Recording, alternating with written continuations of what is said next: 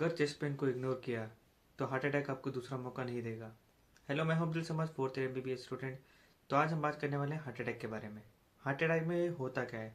Heart attack तब होता है जब अपना हमारे हार्ट के मसल्स को ऑक्सीजन वाला ब्लड, मतलब ऑक्सीजनेटेड ब्लड मिलना अचानक से बंद हो जाए या फिर कम हो जाए, तभी हार्ट अटैक होता है। होने का रीज़न क्या है?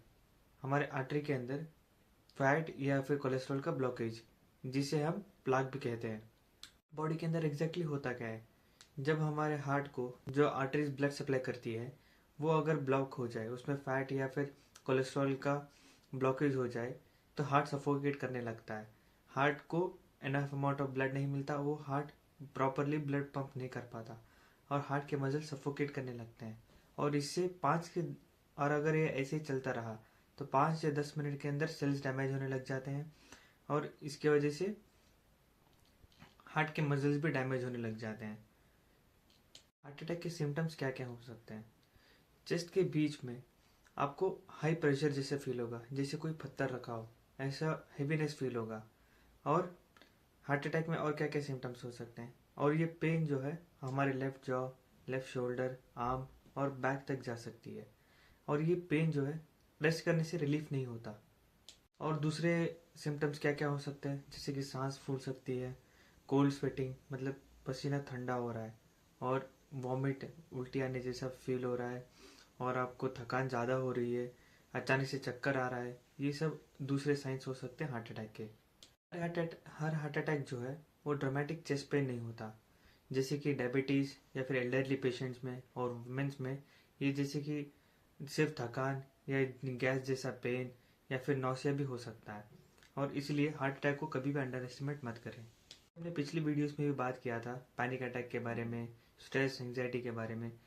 जैसे हमने पैनिक अटैक में भी बात किया था कि घबराहट होती है और उसमें भी स्वेटिंग होता है, सांस फूलना होता है, मगर वो रेस्ट करने पर कम हो जाते हैं। मगर हार्ट अटैक में जो है आप रेस्ट करने पर भी वो सिम्टम्स कम नहीं होते, वो एग्जैवरेट होते ही जाते हैं, बढ़ते ही चला जाता है। इमरजेंसी सिचुएशंस में क्या करना चाहिए? अगर आपको लगे कि पेशेंट, अगर आपके सामने कोई कोलैप्स हो गया और उसको इतने बहुत ज़्यादा चेस्ट पेन हो रहा है और आपको लग रहा है कि हार्ट अटैक हो सकता है, तो उसको ज़्यादा चलने मत दें, उसको पेशेंट को बैठा दें।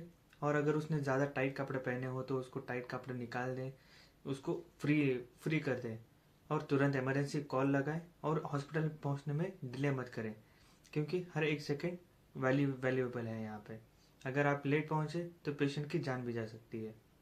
इस सिचुएशन में घर के नुस्खे इस्तेमाल करना और वेट करना, ये सबसे बड़ी गलती होती है। जितना जल्दी आप हॉस्पिटल पहुंचोगे उतना जल्दी डॉक्टर वहाँ पे मेडिकेशंस, स्टेंट या फिर एंजियोप्लास्टी करके पेशेंट को नॉर्मल स्टेट में ला सकता है। और लेट करने पे पेशेंट की जान भी जा सकती है। अगर आप भी हार्ट अटैक से बचना चाहते हो तो स्मोकिंग को बंद करना पड़ेगा, रेगुलर वॉक करनी पड़ेगी।